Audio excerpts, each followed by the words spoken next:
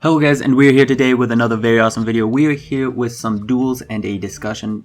This is, in America this year, we're going to be having an election year. We're going to be having a new president, so I want to open up this discussion on who should be the next president. I know this is kind of left field with a football bat, but politics affects us everywhere and every day. It will affect Yu-Gi-Oh! Who knows, maybe somebody proposes a ban on Japanese imports or something. So we need to discuss politics. I want to open up this discussion on my channel. And this video isn't really that long, so I'm going to be speaking a little bit quickly, so do forgive me for that. Now, I want to begin by saying this is going to be talking mostly about college, jobs, and education. And I am going to come out right now saying I am a big fan of Bernie Sanders and the plans that he has proposed. So I will begin by talking about education. Okay, first thing with education is that it shouldn't be costing more than $100,000. That just sounds ridiculous to me. Because we're talking about a future, a livelihood, being able to do what you want to do in life, having to pay that much money out of high school.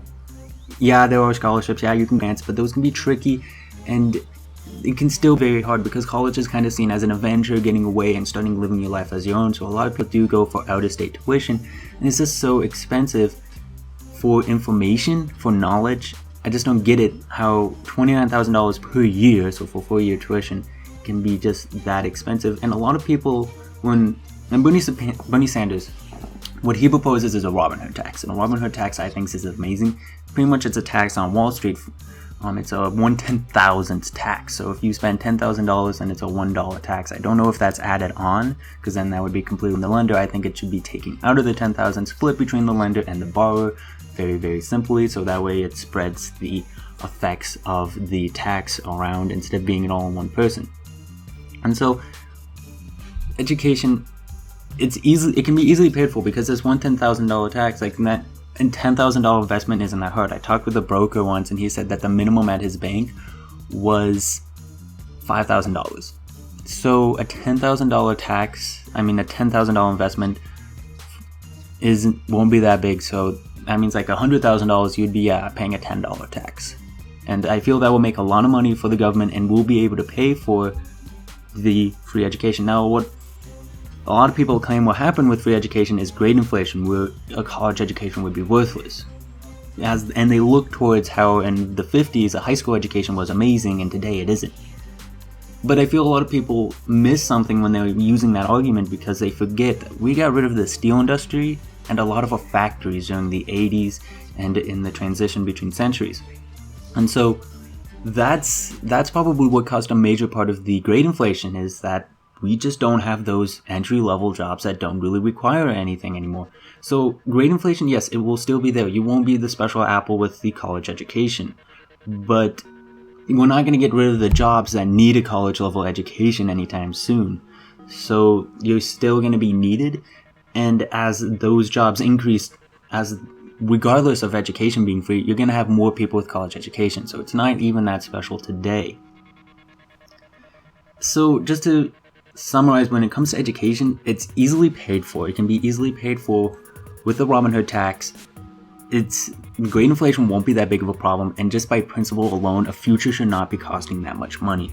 And when it comes to jobs, Bernie Sanders is a big fan of a $15 minimum wage. A lot of people find that scary, and I just want to touch on that for a moment, because $15 an hour, yes, that will cause some unemployment, but I think it will be there and then disappear. The unemployment will happen and then it'll come back. People will get paid because the people that will still be working, as people will still have jobs, they will have more money. And as income increases, demand increases as well. That's microeconomics 101. So they'll have more money to spend, they'll spend it, and then those jobs will be able to rehire people, and then they'll get even more money. So yes, it's a lottery. You may lose your job if the minimum wage increases to $15 an hour, but there's a lot of people, and we're not talking about teenagers, we're talking about 30-year-old, people in their late 20s that are working these at Walmart and working at McDonald's, and they need money because they're paying for more. And even if it is a teenager being paid $15 an hour and you're a little bit butthurt because that's a lot of money for a teenager, they're going to be spending all that money a teenager with a decent amount of money, they're going to spend a decent amount of it or save it and give it to a bank, which will then invest it. So no matter what happens, it's going to be stimulating the economy very, very well. The only burdensome is that there will be a little bit of inflation and a brief period of unemployment. I don't think it will be that awful. I mean, we saw with O'Malley's state, Maryland, he also increased the minimum wage. I think he increased it to 12, but some counties increased it to 15, and Maryland is doing just fine.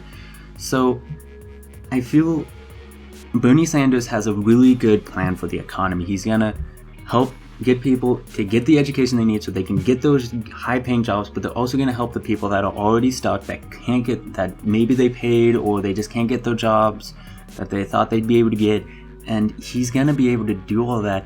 He just needs support. And so I'm really big fan of Bernie Sanders, as he knows what America needs. He has those answers to the $100,000 tuition rate. He has the answers to the fact that people aren't being paid enough, and if you pay them more, they'll be able to get taken off of welfare because they'll have more money. So if you want people to be able to be individuals and support themselves, give them a decent amount of money.